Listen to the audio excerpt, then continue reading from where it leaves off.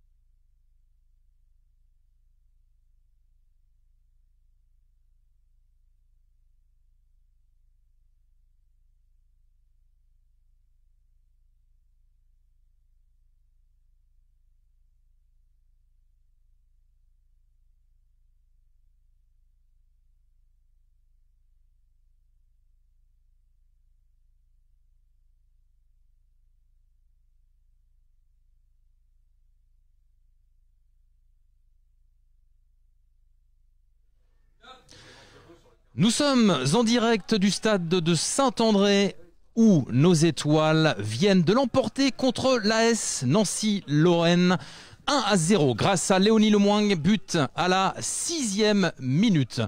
Bonjour à toutes et tous, bienvenue pour cette deuxième édition de l'émission Au cœur des étoiles. Avec aujourd'hui comme invité la capitaine de l'ESO, le président de l'ESO, Laurent Grelier, le vice-président et responsable de la commission partenariat, Johan Reynaud. Bonjour, bonjour Maureen, bonjour messieurs. Maureen, quelle belle victoire, 1-0 contre Nancy. C'est important de gagner aujourd'hui, Maureen. Ouais, c'était très important de gagner aujourd'hui, ça remet la confiance. Tu veux que je prenne ? Ouais, tu peux. Ça, on reprend confiance, on en avait besoin après les deux dernières défaites, donc non, une victoire qui fait vraiment du bien. Vous avez souffert en fin de deuxième mi-temps. Il y avait quand même une accumulation d'actions dangereuses pour l'équipe de Nancy. À ce moment-là, on est dans quel état d'esprit? Est-ce qu'on doute? Est-ce qu'on est en confiance? Est-ce qu'on réalise vraiment qu'on peut perdre aussi le match? Ou en tout cas se faire rejoindre? On réalise, oui, qu'on peut se faire rejoindre, on sent la pression. Après, on panique, non, on panique pas. Nous, on savait ce qu'on avait à faire, donc on était sereine peut-être pas, mais on était là, on était bien dans les duels, donc... Et on a su tenir, donc c'est bien, on a fait preuve d'un bon état d'esprit sur tout le match pour pas se faire égaliser et avoir les 3 points aujourd'hui. Maureen, tu es la capitaine de cette équipe. Comment tu la sens, cette équipe, depuis le début de la saison? Nous sommes désormais à 2 victoires, 2 défaites. Et puis, oui, c'est ça, 2 victoires, 2 défaites. Je ne crois pas avoir oublié de rencontre. Comment tu la sens, cette équipe, tes partenaires? Ouais, c'est ça, 2 victoires, 2 défaites. C'est une équipe qui se construit. Mais une équipe où il y a du potentiel, où il y a de la qualité, donc une équipe prometteuse sur les matchs à venir. C'est ce qu'on peut voir, c'est ce qu'on a vu aujourd'hui avec cette belle victoire. Les 2 équipes étaient en repos forcé le week-end dernier, match reporté. Comment on le vit en tant que joueuse, finalement cet arrêt? Pas évident à gérer, on apprend que le match est annulé le vendredi soir, il était 22h quasiment quand on reçoit le message, donc on était censé partir le lendemain matin à 9h30, donc tout chamboule. Après, voilà, on en profite, hein, c'est un week-end de repos, pas complètement, puisqu'on a eu un match quand même le dimanche matin, pour pas rien faire du week-end. Donc on profite des amis, on profite de la famille, et on repart le dimanche pour le match.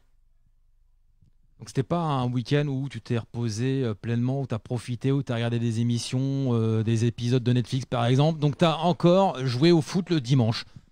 Ouais, on a encore joué au foot le dimanche. Ouais, on a eu un match amical, mais c'est ce qu'il fallait pour pas rester à rien faire non plus. Ça nous permet de garder la dynamique et d'enchaîner les matchs quand même. Donc c'était bien. Après, si le samedi, on a pu regarder Netflix. En plus, il faisait pas beau, donc c'est parfait.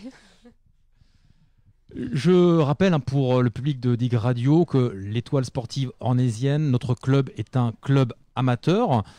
Maureen, est-ce que tu peux nous donner ton emploi du temps, un emploi du temps classique dans ta semaine? Tu joues beaucoup au foot, mais tu ne fais pas que ça. Tu ne vis pas aujourd'hui du foot, contrairement à d'autres joueuses de D2, évidemment beaucoup de joueuses de D1. C'est sûr que je vis pas du foot, je fais beaucoup de choses à côté, ça c'est sûr. Moi, je suis chargée de communication au groupe FBO à La Roche. Donc une journée type, j'embauche le matin à 8h30. Je fais ma journée, donc 8h30, midi et demi, 14h, 18h. Quand je débauche en fonction, soit je repasse chez moi vraiment très rapide, sinon je viens directement au stade. On enchaîne sur la séance à 19h30 jusqu'à 21h. Et puis ensuite, je rentre chez moi pour manger et puis me coucher. Et puis c'est ça toute la semaine. J'ai les mêmes horaires toute la semaine du lundi au vendredi et on s'entraîne lundi, mardi, jeudi, vendredi. Donc un planning bien chargé. Entraînement, le mercredi, donc tu travailles. Il y a aussi des séances le mercredi? Ouais, on a quand même. Alors pour le moment, on aura là, d'ici les semaines qui arrivent, une séance de muscu obligatoire en salle. Donc ça nous fait un planning bien chargé. On y est tous les jours, hein. Oui, c'est ce qu'on entend. Du lundi au dimanche, finalement, tu allies à la fois le foot et ton emploi. Quand est-ce que tu te reposes, Maureen? Où est-ce que tu trouves cette énergie? Où est-ce que comment tu fais, quoi? En gros, quel est ton secret? Donne-le nous, parce que tu as une belle forme. On a vu encore aujourd'hui une belle présence au niveau de ce terrain. Ouais, après c'est un rythme, on est habitué. On est habitué à avoir ce rythme, donc on est habitué à enchaîner nos journées. Je dors bien la nuit. Je perds pas une minute de sommeil la nuit. Et puis après, quand le samedi, voilà, on a quand même des temps de repos. On a le lundi et le vendredi, les entraînements sont un peu plus tôt, donc on peut un peu plus tôt. Ils sont à 18h30, voire 19h, donc ça nous permet de gagner un petit peu sur la soirée. Et après, dès qu'on a un petit peu de temps de repos, on le prend, hein. Un qui n'a pas eu l'occasion de se reposer beaucoup depuis son voyage à Paris, c'est notre président, Laurent Grelier, qui était au trophée des clubs. C'était hier, Laurent. Tu vas pouvoir déjà nous expliquer en quoi consistait cette remise de trophée en la présence, en plus de la ministre Roxana Maracineanu.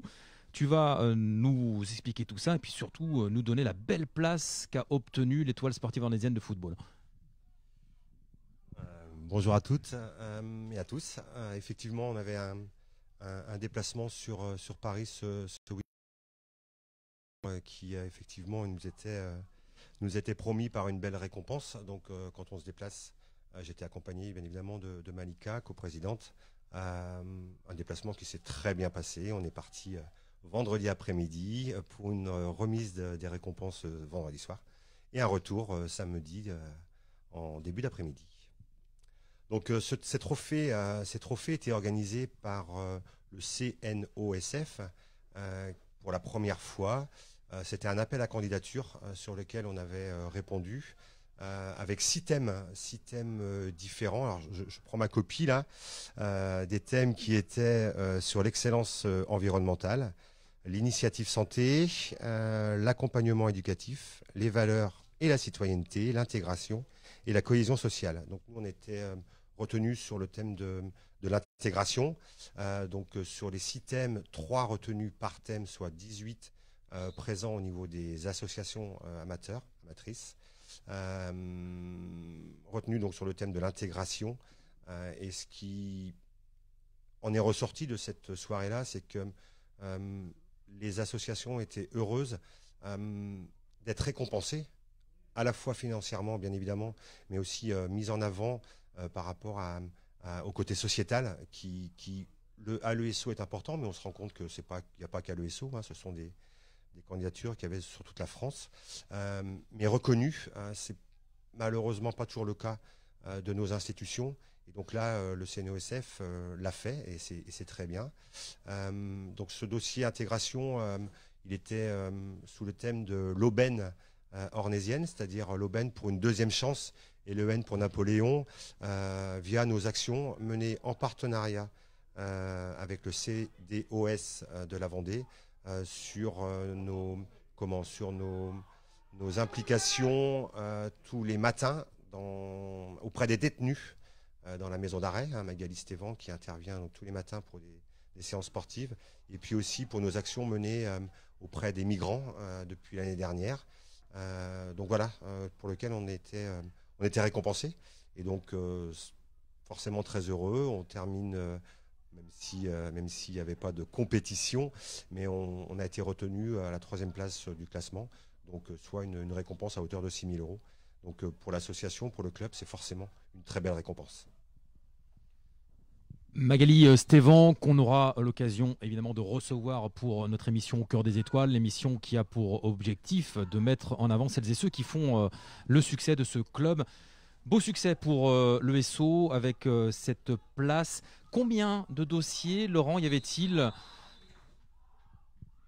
Alors pour cette première édition, donc il y avait 859 dossiers de déposés, et donc comme je le disais à l'instant, 18 retenus nominés.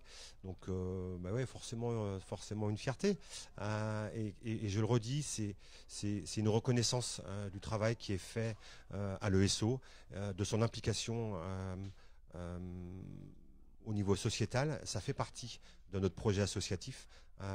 Et bien évidemment très heureux d'être reconnu. Johan Reynaud, vice-président, président de la commission partenariat. Est-ce que, Johan, ce sont des arguments qui demain pourront plaire aux personnes désirant nous rejoindre pour être partenaires de l'ESO ? C'est des questions que je pose. La première, quel est ton rôle et quel est le rôle surtout de cette commission ? Bonjour, merci David. Effectivement, commission partenariat au sein du club de l'ESO. Donc on est structuré avec une dizaine de personnes qui œuvrent au quotidien pour démarcher, entretenir des bonnes relations avec nos partenaires. Finalement, on sait très bien que c'est malheureusement pas du côté collectivité publique où on pourra avoir des montants qui vont être en hausse. Donc on cherche à s'appuyer effectivement sur le partenariat privé. En mettant en avant, comme l'a dit Maureen, nos féminines qui jouent au niveau national, puisque c'est forcément notre vitrine. Et puis au quotidien, donc on est une dizaine de personnes à démarcher, entretenir des relations avec des partenaires qui sont fidèles d'année en année, une 60aine de partenaires qui nous suivent depuis plusieurs années.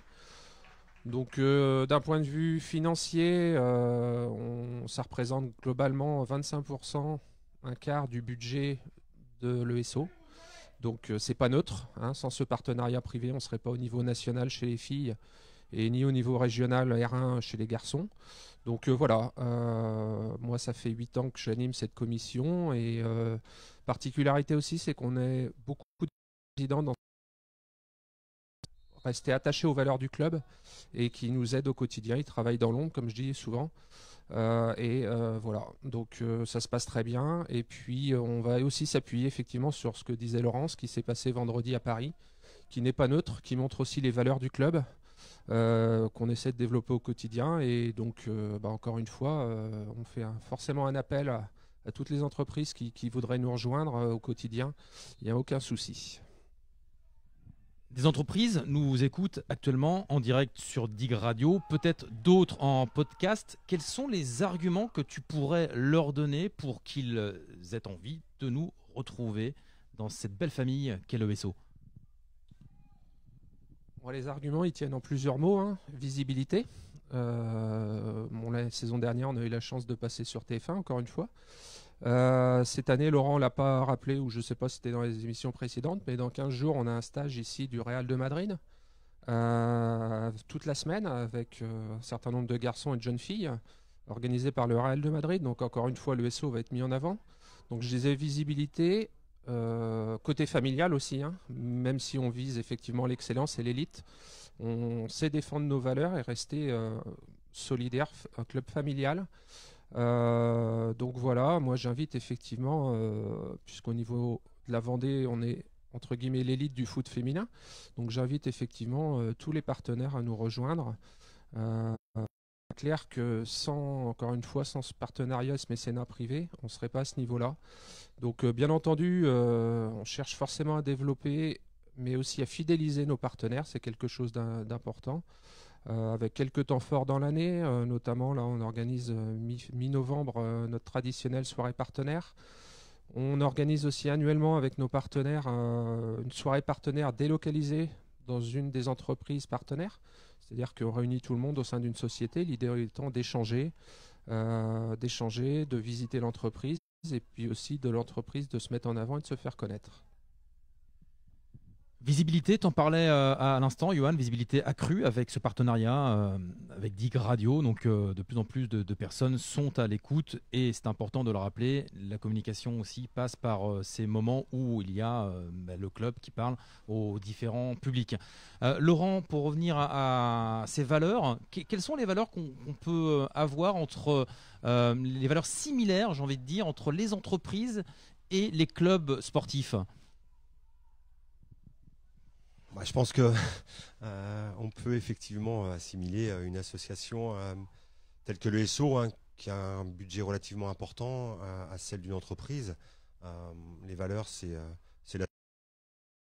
l'implication. On le voit au niveau des filles, mais pas que. C'est le dépassement de soi, parce qu'il y a forcément un esprit de compétition. Et en entreprise, on l'a bien évidemment, parce qu'on demande... on nous demande de donner toujours le meilleur de nous-mêmes. Et puis en même temps, il y a le relationnel qui me paraît très important, même si les temps sont peut-être compliqués via le Covid. L'humain est important. Donc voilà, on véhicule les mêmes valeurs et donc se rapprocher de nos entreprises, les entreprises se rapprocher de nous, on s'y retrouve. Et c'est pour ça, comme le disait Johan, des temps forts où il y a des échanges entre nous et les entreprises, c'est primordial. Autre valeur comparable, la combativité, la solidarité, l'envie de se dépasser, l'affectio societatis, la volonté d'aller ensemble aussi. C'est ce qu'on peut voir sur le terrain et c'est ce qu'on a vu avec toi, Maureen, et toute l'équipe. Maureen, bon, évidemment, tout cela, c'est quelque chose qui est en dehors du jeu. Toi, sur le terrain, est-ce que, par exemple, le public, tu l'entends? Qu'est-ce que tu ressens quand tu es sur le terrain? Est-ce que tu te sens poussé par les supportrices et supporters? Oui, on les entend, hein, et ça fait du bien quand on les entend.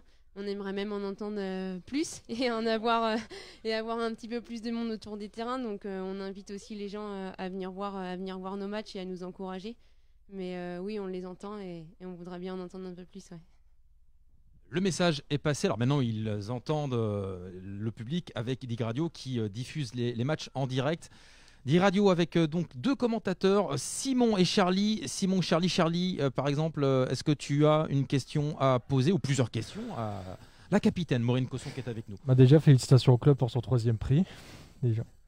Et également pour sa victoire face à Nancy. Et je voulais justement revenir avec Maureen sur ces deux actions où elle a joué en tant qu'attaquante en fin de rencontre. Qu'est-ce qui s'est passé à ce moment-là dans ta tête? Tu as voulu jouer en tant qu'attaquante juste pour montrer que tu étais un capitaine, pour te faire plaisir, ou c'était vraiment pour pousser toute ton équipe à vouloir marquer ce 2e but qui vous a manqué?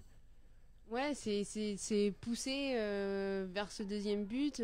C'est aussi, voilà, je récupère un ballon haut, donc je suis en capacité de me projeter à ce moment. Donc j'hésite pas, j'y vais. Je sais que derrière, il y a les filles qui vont compenser. Donc c'est aussi donner un petit peu ce coup de pouce. Et puis j'ai l'occasion, donc je m'en prive pas. Et ouais, j'y vais. Ça témoigne un peu de l'état d'esprit que votre entraîneur essaye d'insuffler sur cette équipe. Et puis voilà, c'est pas parce qu'on joue derrière qu'on va forcément rester figé. On peut aussi se projeter sur certains temps comme j'ai pu le faire là, et on va compenser derrière, on va se replacer. Donc Et c'est ce qu'on essaie de mettre en place, de vraiment tout être complémentaires. Donc c'est aussi une preuve qu'on est capable de le faire, donc c'est bien. Cette victoire vous fait du bien parce qu'elle intervient après 2 défaites consécutives. Mais cette défaite, vous êtes allé la chercher. Ça fait que 1-0 durant tout le match. Qu'est-ce qui vous a manqué justement pour mettre ce deuxième but, sachant que vous avez eu d'énormes occasions pour le mettre? Ouais, il nous a manqué ce deuxième but, il nous aurait vraiment fait du bien. On aurait pu aller le chercher en première mi-temps, et c'est même mieux de pouvoir aller le chercher en première mi-temps. Il nous a sûrement manqué passe ou le dernier petit décalage qui fait qu'on est en meilleure position pour marquer. Après, on a la victoire, c'est ce qu'on voulait. Après, ça, c'est des choses qu'on va pouvoir régler. On va continuer à travailler et pour s'améliorer toujours sur les matchs à venir. Comment faire pour faire mieux justement face à Strasbourg, qui sera votre prochain match à domicile? Comment faire pour faire mieux? On va continuer à garder. Qu'est-ce qu'il faut corriger en fait? Garder cet état d'esprit. Corriger, on a des choses à corriger, voilà, garder un peu plus le ballon. On a eu des phases où on l'a perdu trop rapidement, et pouvoir garder un peu plus le ballon, ça nous permettrait aussi de faire un peu moins de courses et d'être un peu plus fraîche quand on arrive devant le but pour concrétiser plus facilement. Simon, les joueuses de cette journée, 5e journée, est-ce que tu as repérer des joueuses plus que d'autres, même si c'est évidemment le collectif qui gagne aujourd'hui avec, encore une fois, je répète, cette victoire 1-0 contre Nancy. Simon. Moi, j'ai surtout repéré la très bon match de Maureen Cosso aussi, et surtout aussi de la gardienne Laura Lacoste, qui a été déterminante. Elle n'a pas eu beaucoup d'occasions de se mettre en avant, mais elle a fait les bons arrêts, les bons réflexes au bon moment. Surtout après 2 défaites avec pas mal de buts encaissés, un clean sheet, ça fait toujours du bien. Maureen, une remarque par rapport à ce que vient de dire Simon? Ouais, Laura fait un bon match. Elle n'a pas énormément de choses à faire durant le match, mais quand elle les a eues, elle a vraiment été présente sur un coup franc là où elle sécurise, elle sauve tout le monde. Et c'est bien pour elle, c'est bien pour nous. On prend pas de but, et c'est vrai qu'après des grosses défaites, ça fait du bien. Et non, bon match de Laura, et c'est important aussi d'avoir la gardienne qui suit derrière. Ça met beaucoup de confiance aussi, donc faut continuer comme ça. Avant de libérer Laurent Grelier qui est attendu visiblement, Laurent, un mot sur ce stage qui évoquait tout à l'heure Johan, avec quand même la vitrine, le Real de Madrid qui va donc venir, en tout cas des membres du Real de Madrid qui vont venir ici à La Roche-sur-Yon, à Saint-André. Il est clair qu'on ne va pas accueillir Zinedine Zidane, malheureusement. Pour autant, on a été retenu en début d'année et appelé par le Real de Madrid pour organiser au sein même de l'ESO ce stage. Donc évidemment aussi, c'est le Real qui va gérer ou stage, mais pour autant, une fois de plus, c'est une super vitrine pour le club. Plus de 100 stagiaires seront présents du 19 au 23 sur le jour à suivre, 30 à 35 heures de stage. Des enfants équipés de la tête aux pieds par le Real de Madrid. Donc forcément un super souvenir pour les joueurs et les joueuses, parce que je rappelle que les stagiaires inscrits, c'est grosso modo de 10 à 17 ans, avec 80% de l'ESO et 20% des autres qui arrivent des clubs aux alentours, et y compris de Paris, qui se sont donc inscrits sur le site. Donc une belle vitrine, et je leur souhaite bien évidemment un super stage. Merci Laurent. Maureen place désormais au match contre Strasbourg dimanche prochain, 13h je crois, même horaire. Un dernier mot Maureen avant de conclure l'émission. Merci à tous ceux qui ont écouté cette petite interview, et puis on vous invite à venir voir le match le week-end prochain à Saint-André contre Strasbourg. Nous y serons, nous en tout cas, avec Dig Radio, avec Johan Reynaud, vice-président et président de la commission partenariat, avec Laurent Grelier, président du club de l'ESO. En attendant de nous retrouver dimanche prochain pour un nouveau numéro d'Au Cœur des Étoiles, je vous souhaite à toutes et tous une bonne fin de journée, et surtout, prenez soin de vous et des autres. À bientôt, salut, bonne fin de journée, ciao, salut.